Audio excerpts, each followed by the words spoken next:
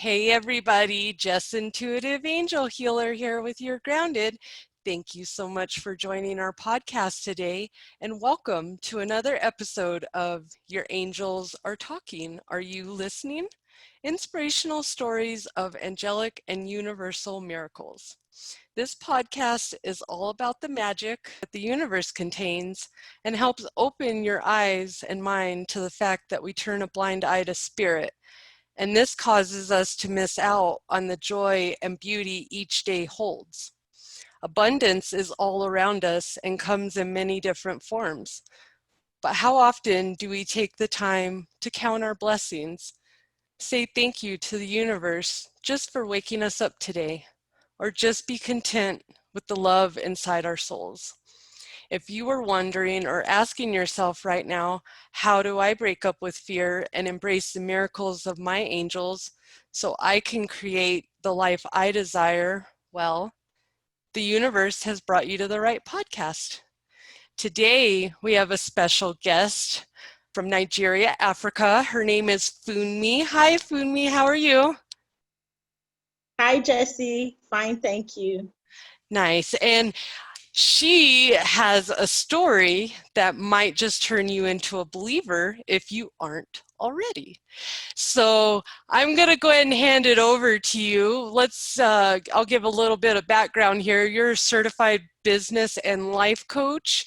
You are an entrepreneur and a business mentor and a couple of other things. So I'm going to go ahead and hand it over to you and hear about your miracles story and how your angels, you lost it all and then you got it all and now you're just moving forward with a new path. So tell us all about it. I mean, like you said, I'm an entrepreneur, a business mentor. I have my certifications in business coaching, and I also have a certificate in as a life coach. I don't practice my life coaching, but I do focus on my business coaching. And I'm also what you call a Kajabi expert.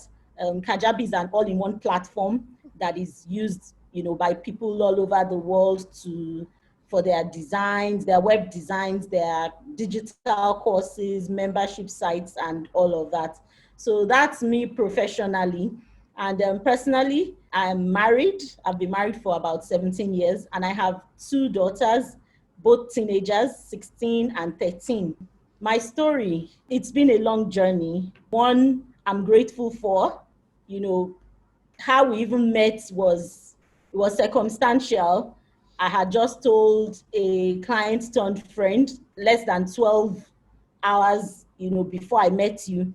And, I had sent her a copy of my webinar, the PDF form, and I put a bit of my story. Of course, I couldn't have put everything. And she came back and was like, oh, I almost started crying when I read your story. And I was like, you don't even know the story. I couldn't put the story there. And she was like, the world needs to hear you. You have a story to tell. We just laughed about it. And I said, yeah, someday, and then less than 12 hours later, you were inviting me to come on this journey. So, I mean, that itself is a miracle, and one I'm grateful for. And I've had occurrences like this, happen to me at different points in life. But I'll try to start from what I would like to call the beginning, and that's the birth of my children. When my first daughter was born, I had a great job. I was working with the government, and it was easy for me. I wasn't stressed over it, but I knew I wanted the time to stay with her. And my husband had a very good job, so that wasn't a problem. His earnings could take care of us, so it was an easy decision. So I stepped back, I became a homemaker, and then later I started to do a little bit of things here and there. When my second daughter was born 3 years later, she had subdevelopmental delays. She had speech delay. She had water in the brain, and so many complications and all of that. And we didn't even know if she was going to survive. But by faith, we kept at it, and she started to come out of it, and it was all looking good. So I really enjoyed those times at home, because I mean, I didn't know this was in my future, you know, to have a child who would need me and all of that. But I had the time to take care of her. And by the grace of God, I nursed her back to health. And she's doing really great. She's 13 now. But along the line, my husband got an even better job, but he had to be away 6 months out of a year.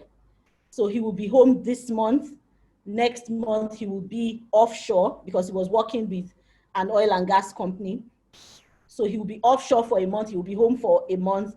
And we were so fed up. I told him, look, I didn't plan to be a single parent. My first daughter missed him so much when he wasn't around. And then my second daughter started to grow and she didn't know who he was. So when he would come home, she would like shy away from him. You know, she was a stranger. I mean, he was a stranger to her. But she grew very close to my dad. And she always called, when my husband would come home and she saw how my first daughter was relating with him, she would try to relate and then she would call him grandpa.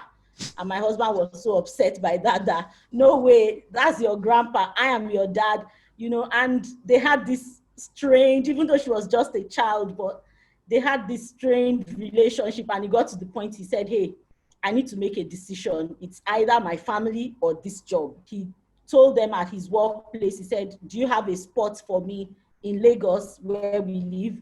And they said no. So he started to look at, you know, other companies. Mind you, he was working in a multinational company, so they have standards, they have, you know, all of that. The standards were not the same. The appreciation was not the same. The way they treated their staff was not the same. And at some point, he got so fed up. And when he saw, look, this is going nowhere, he walked out of it. And we all thought, oh, it's just a matter of time. He'll get something else. But something else did not come. And remember, I was just doing little things by the side and all of that. So eventually, he didn't go back to a paid employment. He started his own business. And we all know what floating a new business is anywhere in the world. You would imagine that, oh, I mean, just give it a few months, but here we were year after year after year, and everything just seemed to start like going downhill. I tried to do this, to do that, but it wasn't the same because I didn't have any background in business at that time. To cut the long story short, along the line, my mom, who was like my best friend, I'm the first daughter of four. So my mom, who was like my everything, she was diagnosed with cancer. And, you know, 2 years later, she lost the battle. So I was kind of like, I was 30 at that time. And I was kind of confused. You know, I didn't really know what to do. And in my culture, a lot is expected from you when you are the first child. Your siblings are looking up to you. Everyone was telling me, hey, you have to take care of your dad, this, that, you know, and broke down. Finances didn't improve. Businesses did not improve. We had, of course, little in terms of savings and all of that. At some point, we did get a respite. A home that my mom had built and all that, it was sold. We were all given some portions of the proceeds. And then my husband's retirement money from the major companies he had worked for also came in. So we pulled it together. We sat and we're like, okay, so what do we do? And we decided to start a school. We were both interested in education, but we are known, even though we like to keep things very simple, we are known to always want to put the best in everything we do. And so we put all of our investments in the education sector. We floated a nursery and primary school, beautiful school. We had, you know, people who, foreigners, nationals, locals, working for us, and we're actually pulling in children from different countries. Of course, they live here, but their parents live here. So it was a school that actually attracted international standard, and we started pulling in children from all over, and we were happy. But the pressures came. We were kind of like tricked into this, and before you know what was happening, we lost everything that we had. suddenly, we just got a notice, you have to leave this place. And this was a place we had refurbished. We were even thinking of buying at some point. We need to sell it. We're like, we've invested all that we have, but they just didn't care.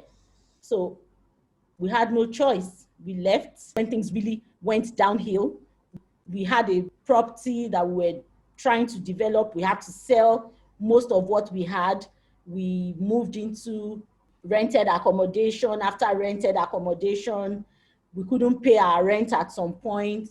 We went back to live with my dad for about 2 years because he was like, why don't you guys just come here? And where I'm from, school owners don't try to understand.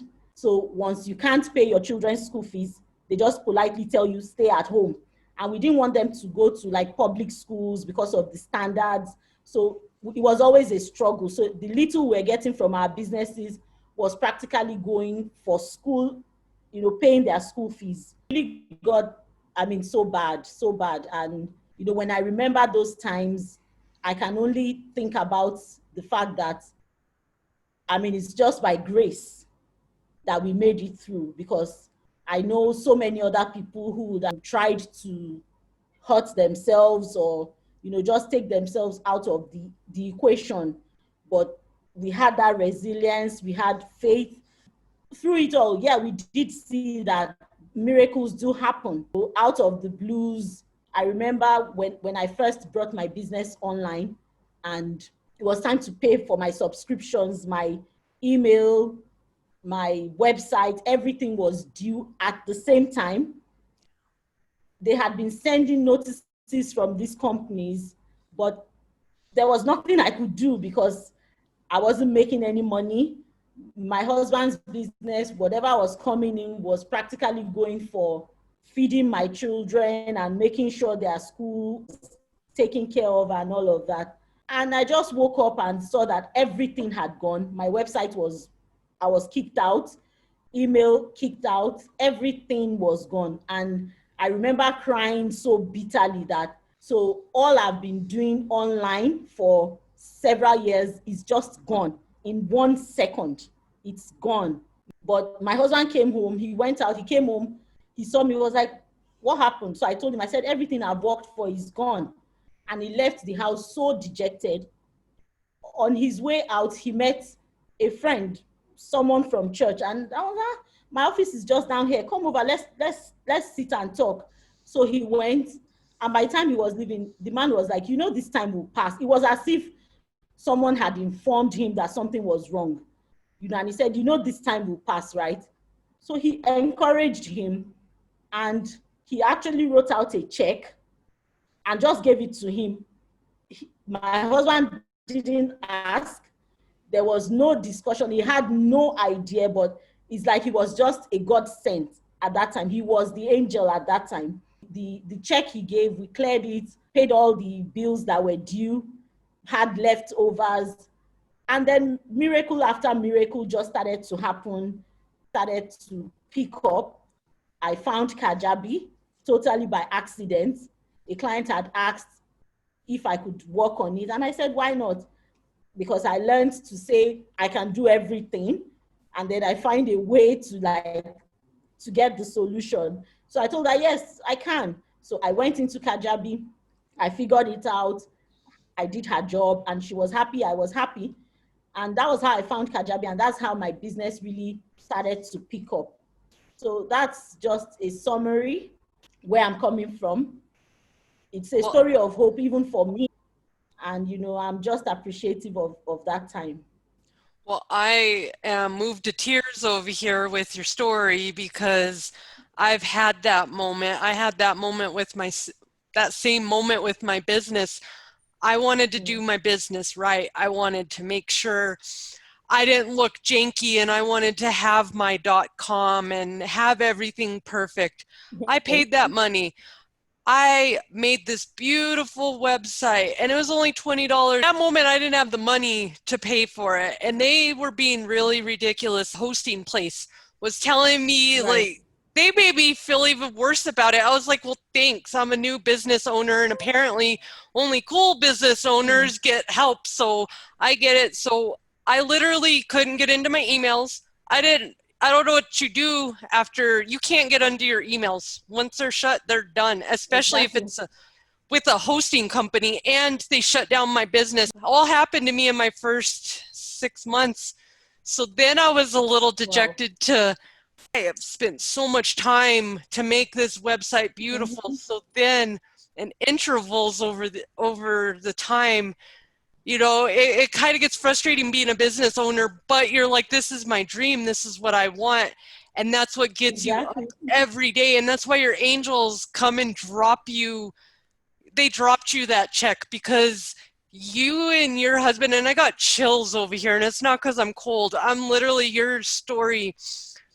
I can tell that's why we're having a couple of broadcast interruptions here too, because the Right. angels are here so powerful that I Mm. like if you could see my arms right now, all the hair standing up on it, because I know that you guys are meant to do something wonderful out here, and it's not what you've been doing.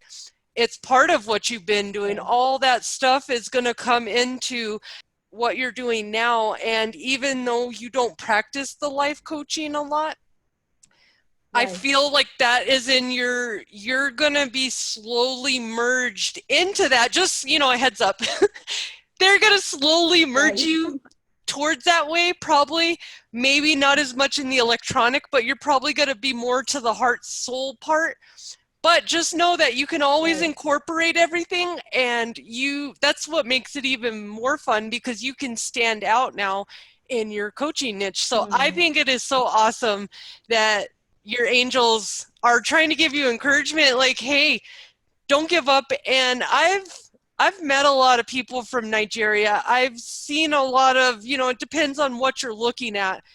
This morning I was watching a Mm. thing with Anthony Bourdain, and he went to a part of, I think, Africa, and he was trying to be nice because there were so Okay. many kids that were hungry. So him and his crew literally, Mm.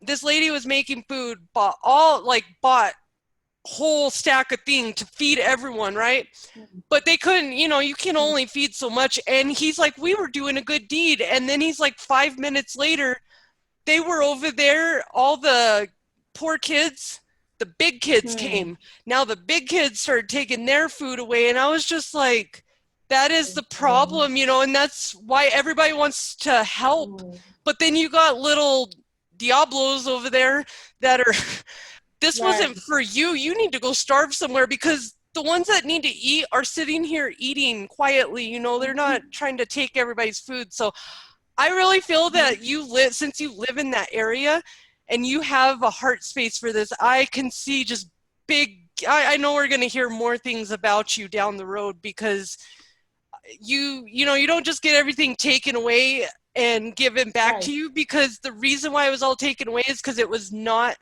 you were going to go on the wrong way, and your angels didn't want you to go that Right. way. So they cleared you out. And me, I went to school to be a medical assistant, got my associate's degree, almost Mm. got my bachelor's. And then what happens? I go through a divorce. I Oh. lose everything. I go through Mm. the worst divorce. It lasted a year. I ended up getting out of the medical field, working at call Mm. centers. I'm educated, working at, you know, I feel like a job that I'm way better than. Right. And I was really resentful Mm. for that for so long. But then my angels kept dropping these little special miracles along the way and saying, girl, you need to quit it and you need to get up. Mm. And just because that got taken from you, always know whatever is taken from you, the universe will always replace times three. Always. Right. And that is what happened to you. So I'm really excited because I am an angel intuitive. And when I Mm. hear these stories, I've seen personal miracles, and I'm still living the miracle right now with Right. these podcasts and launching my business and really getting out there. So it's exciting to me. I'm like the one person that's going to be like, whoa, I can't wait. You need to call me up and let me know when the next big thing happens, because I want to be there to personally say, you're awesome. Thank you so much, Jesse. And you know, it's interesting you say that, because even when we had the school, we had some intentions to like have some children from the orphanage. And my husband said to me, he said, maybe we should wait a bit because we didn't want to give them part scholarship. We wanted to give them everything. So he said, maybe we should wait a bit, and have more stability as a school. And I insisted. I said, no. I feel we should do it now. Those children need it now. And so we connected with an orphanage and we picked 5 of their children and they had full scholarship from us. They had Nice. the meals from the school uniforms, everything. The only thing we required from them was, please bring these children in the morning and make sure you pick them up at the close of school. And we didn't know the school wasn't going to last for so long. It was like a lifelong dream. That was what we thought. But thank God we did that at that time, Mm-hmm. because the opportunity wouldn't have happened again. So I'm so glad that because of us, at least 5 children somewhere, they had this different experience of, life.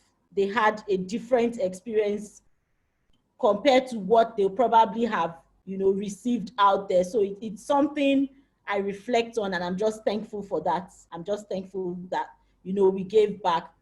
My husband has always been a giver. During the very dark and difficult times, I always told myself, when certain things would just happen, someone would just send money, just see money in our accounts and all that. I always thought about it, that what you sow is what you reap.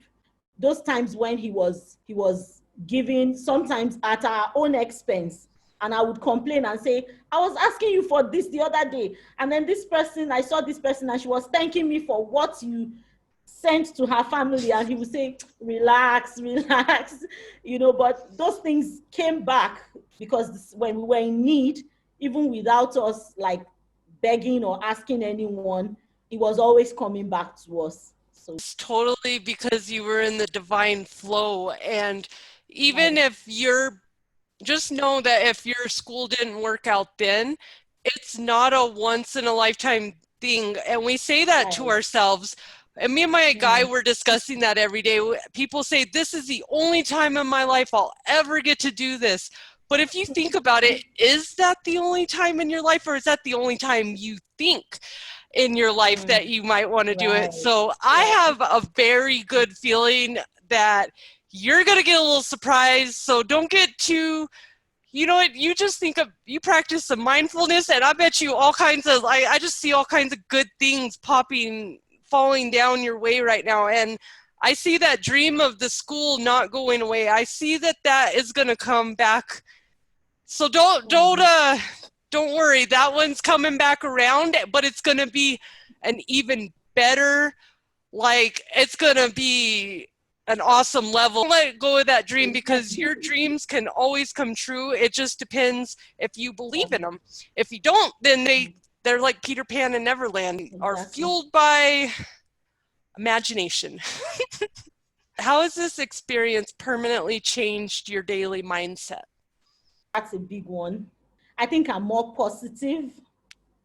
I'm definitely more positive. Yeah, those times come when you are almost swallowed by your circumstance, or you think you are almost swallowed by. I remember what we've been through. I just conclude and say, no, it can't get worse than that. We can only do better. So I think that positive mindset, I have that positive mindset, it has changed a lot of things. Learning to also listen to my intuition. Sometimes I feel like, you already knew this was going to happen, but prior to all of the experiences, I would just sweep it under the rug. But now I learn to pay attention. I have an idea where I'm going, and I know we haven't gone even close to where we are destined to go. That positive mindset, learning how to be resilient and not just shiver easily. I don't like give up easily, because it's like you've been to the end. So, I mean, where else can you go? You can only go up anyway. Yeah, so I think that's the way it has changed me. I like to hear that, because it's all about a mindset. I always tell people, Yes. you can't be happy and sad at the same time. Every day Mm, you get woken up with a choice. Which angel on your shoulder do you want to feed today? The good or the bad mm, angel? And if you think about it that way and you go through about your day, you're like, okay, I either have the choice to be mad about this all day and let it ruin my day, or I have the choice to move on and do something else to fulfill my day. And it's really hard. It's easier said than done. But that is my biggest thing, is reacting to people. My whole life, people drive me crazy when they start. I'll go out in the world. I don't like going out in the world very much anymore, because I go out there and everybody's angry. People try to kill me when I'm driving, because here I am minding my own business, sitting in the passenger seat, and somebody needs to drive, almost hit my car every time. And I'm like, why? Why are you so angry? Why are you driving so fast? Because everybody knows when you get home, you're not getting home to a house that you obviously like. So why are you trying so hard to get there so fast? Things don't make sense to me. And I started my spiritual journey in 2017. I've always been a kind person, but sometimes been notorious for, if you got me mad, watch the fireworks explode and you'll remember me for a while. And that's just how it is, because I'm not like that until I'm pushed. And then you push someone, hey. And I tell people, it's people either love me or they hate me. But if you hate me, ask yourself, why do you hate me? And it could be because, I don't know, I wouldn't let you push across my boundaries, or I said no. That's my favorite thing. A lot of people out there that hate me because I said no, and I'm like, that's great. I'm glad you're not my life anymore. That's fantastic. Hey, I love it. It's all about a mindset. If people, half of this stuff would really go away if we would just stop projecting all our anger and all of our stuff that we're mad about and we're disappointed about. Go talk to someone. Stop letting it out on your mailman or your... it drives me crazy. I'm sorry. I had to put that out there because I am so tired of being a receptor for all this hate and anger because somebody's having a bad day. You need to own that and stand up to it. And then once you do, it'll clear out. And guess what? Things get better. You found that too, because you had the choice to either be angry and resentful and hateful about this whole school thing, or you have the choice to be like, okay, it wasn't good timing, things weren't correct, but it can happen again.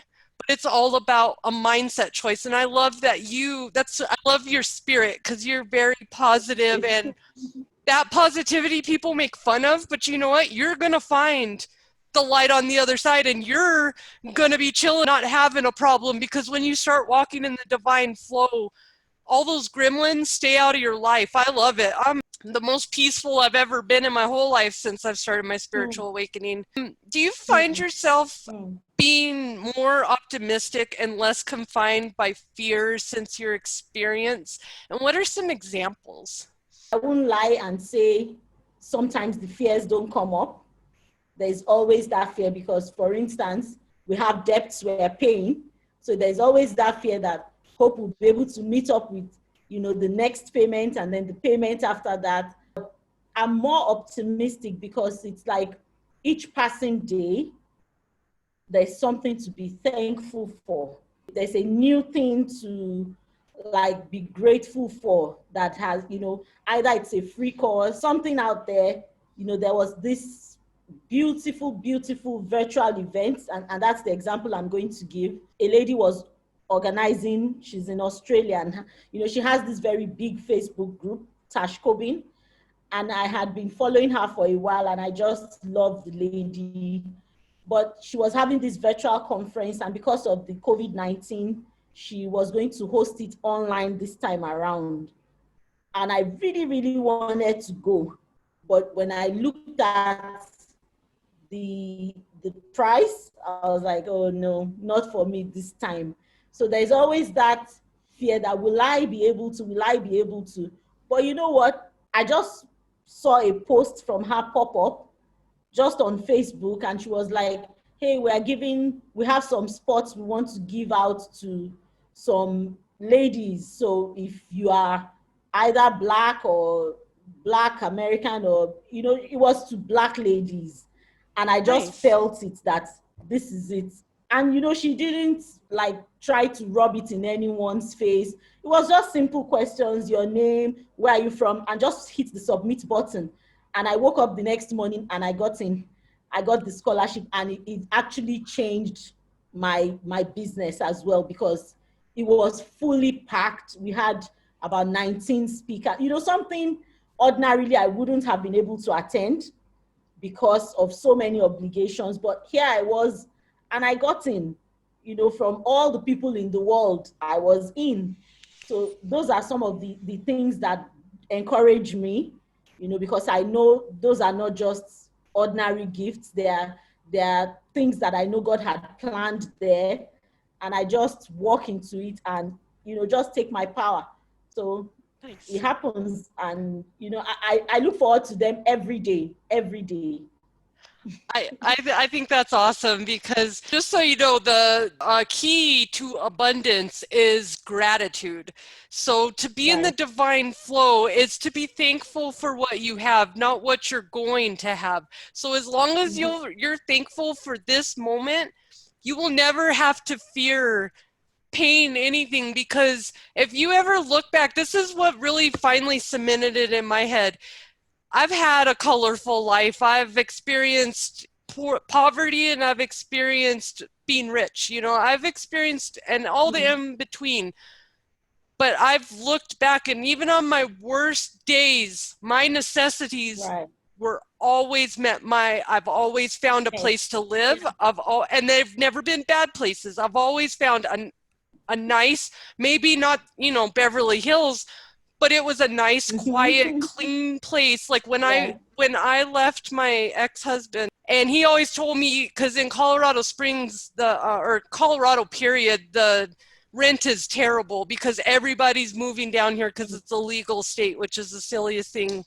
But that's why it's all driven up, and so you literally can't find a one bedroom.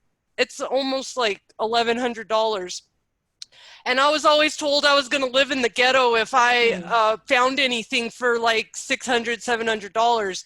And I was like, okay, so I got to live in the Oh. ghetto. And the funniest thing is my angels found me a one bedroom apartment. Now, granted, it was on the edge, like if you went too far Mm. one way, it was bad area. If you went too far the other way, but it was not a bad area. And the place they put me in these condos was in the Right. back with a bunch of old people that owned the condos. So all the bad, trashy people were on the other side of the complex. So that is how my Mm. angels bless me. And when I start thinking, oh Nice. man, I watched The Secret one day. And I don't know if you've ever watched that or read the book, Mm. but that is what helped me learn manifestation. And I understand that the universe acknowledges energy. It doesn't know good or bad energy. It just knows energy.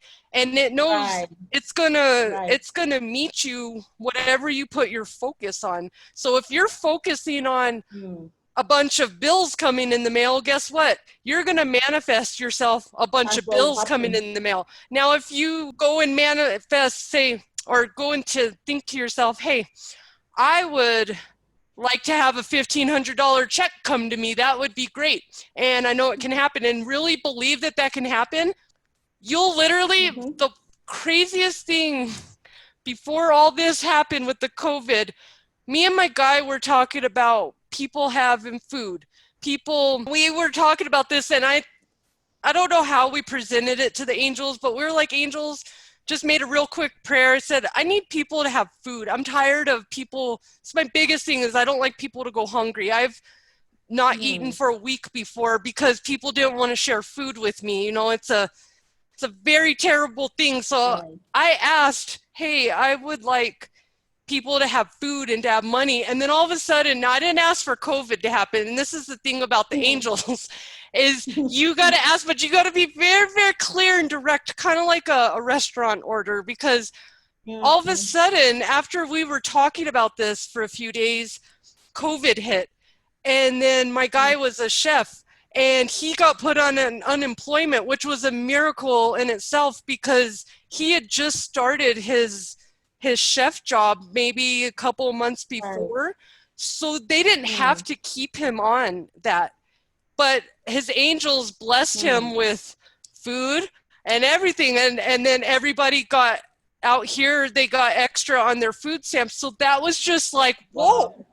this is pretty cool because when I manifest stuff, I always ask for everybody else. I don't care because I've got to learn to do more for me, but I'm always asking for other stuff. And then when I actually see it come into fruition, I'm like, how about that? This stuff works. So that's what's really Right. got me, because I used to worry about my bills.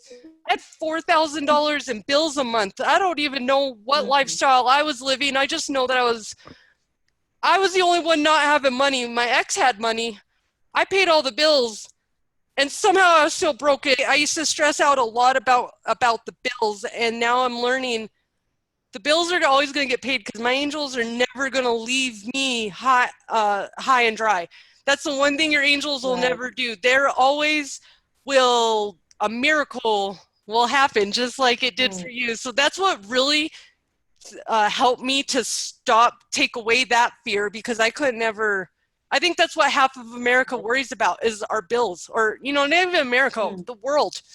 The world worries about your bills, keeping your children safe, and it's very Right. stressful, and it's really hard to in that moment to say stop. Your angels got you because you can't physically see them, but that's why you Exactly. get all these little things. What does a daily self-care routine look like for you since your experience? What helps you keep your mind, body, and soul balanced to avoid disruption on your current journey? That's a good question. I think my faith. I would have to say my faith. It's hard when I start reflecting on the past, looking at, the recent, maybe not so recent anymore, but looking at the later years after that. I remember when my husband would be going to the field, he would drop loads of signed checks from his account. Money was not the problem. I wouldn't even touch it. He would come back and meet his checks intact. He would complain to my mom. I left her bunches of checks. She didn't even go to the bank once. And I'm like, I don't need it because, I had more than enough. We could travel anywhere we wanted. We went to the US, we went all around, we went to Asia, we went to neighboring African countries, So coming from that and, living in your dad's house, it wasn't something fun at all. And I think what I do for self-care is just to take my mind off those times, because it's like it's gone. It doesn't mean it won't come back, but it's gone. Why torture yourself and feel sorry for yourself? When I get into those moods, I begin to have splitting headaches. I can't focus on what I have. So for me, self-care is just, hey, what has gone has gone. Take care of yourself now. I love to listen to music. Music always like changes my mood. So I listen to music, I read, and I actually love working on my business, and there's always something to do. So when I don't have a client I'm working for, I face my business and it always comes out better. It comes out, people notice more about what I do because I've put in the work. So my self-care time is just take my mind off the past, relax, and just do my work. But Nice. when stress tries to get to me, then I just take a break. I just take a break and just close my laptop, my phones, and everything, and just hang out with my children, and we're good. That is so important, because that's the biggest thing that I tell people is self-care is not selfish, and it is more than just going to the spa and getting a pedicure.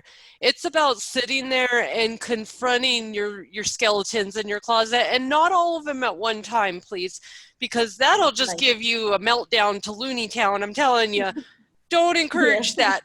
Because people, we always think, well, because we're always about doing more, and if I do all this at once, no, don't do that. That's why your self-care is not working. Stop beating yourself up and telling yourself this and that about yourself, and the critical committee really needs to be furloughed or something, because it needs to stop being up in there in your head. binaural beats, meditations. And now when I go to the library, because well, before with COVID, people don't know boundaries. I'm literally going to put a hula hoop on myself so people can stay 6 feet away. So I'm loving the COVID because I love it that people aren't coughing on me and, you know, in my space, because I'll bend over and I literally have people, I have a tattoo on my back, and I had some person when I was younger literally point to my back, which is by my butt. And I'm like, can I help you? Like, why? Do you feel okay do I know you? So, but I love it's about space, and it's about taking care of yourself, and it's about doing what's good for you and clearing it out one thing at a time and really working on it. You know, healing doesn't have a time. People always think I got to be healed and in a certain time, and we're humans are the only ones that have a concept of time. Angels and every other astral realm has no concept of time. That's why angels can be at different places. They can be helping you and me in Africa and America at the same time because of the fact that they don't have the time continuum there. And so we are the only ones that really go on and on about time, and nobody ever has enough time. People only have enough time when everything falls down, and then like you better make time or you're going to lose everything. And if you go to abuse people, their biggest thing is, don't rush me, give me time. I did a whole video on this because it's funny that everybody has a different concept of time and what it's used for. Right. And some people are so push, push, push, and then other people only they squander their time and they don't use it because they're so busy looking at what's going wrong instead of knowing, hey, what's going right. If you start focusing on what's going right, more of that will start happening and the bad will eventually go away. It's kind of like a plant. If you stop feeding it, somebody told me that, blew my mind forever. Negativity is like a plant. Everything needs food and water to survive. And if you don't feed and water your negativity, guess what? It's not going to keep growing. I'm so excited for you're here on my show today, and I'm happy that you got to share your story. What is the most important takeaway you have for our audience about the power of spirit and the beautiful miracles that it contains? I'm sure you already can tell. I think the biggest takeaway is just to keep hanging on. It doesn't matter whatever you've been through, you know, whether you've been abused or not, whatever, it doesn't matter. I think you should just keep hope alive, because hope does not disappoint. Hope will always, you know, come out for anyone who believes in it. So the biggest takeaway I want people to hold on to is simply just keep the hope alive. Don't give up. You might not see what the end looks like, but there's always light at the end of that tunnel. So just hang in there and you'll be fine. That is fantastic advice to give everyone. How can everyone reach out to you if they resonate with your message and they want to work with you today? Website is hearthustle.biz. That's www.hearthustle.biz. So just find a button there to just connect with me. And all my social media are also on that page. Yeah, and all of your links will be on the bottom of this podcast as well. Okay. Thank you so much for being on our show today. I really appreciate you sharing your miracle story with us. Thank you so much, Jessie. I'm so glad I did my first podcast. Thank you for having me. I really appreciate you. You are awesome, and we're gonna be seeing you on more podcasts, sending out your message. I know, I could feel it. So, well, there you have it, beautiful souls. Another powerful hour of angelic miracles that you have just personally witnessed. I've had goosebumps this whole show because her angels are extremely powerful, by the way, because I know that I have a lot of audio issues. And when you start having audio issues, that's because your angels are definitely here. What I would like Right, to do, as I always do at the end of every episode, is I'd like to take time to express gratitude to all these beautiful angels that have helped us on our podcast today, right. and all the archangels and my spirit team and my creator, and to say thank you. Thank you for Thank you. always being there, even when I had a hard time believing. Thank you. And thank you, Mm. beautiful souls, for tuning in to another miracle filled episode of Your Angels Are Talking. Are you listening? Inspirational stories of universal miracles. Tune in next week to share in more of the love and miracles that our angels create for us daily. This is Jess Intuitive Angel Healer, sending all of you beautiful souls love and light out there and healing angel vibes. Until we meet again next time, take care.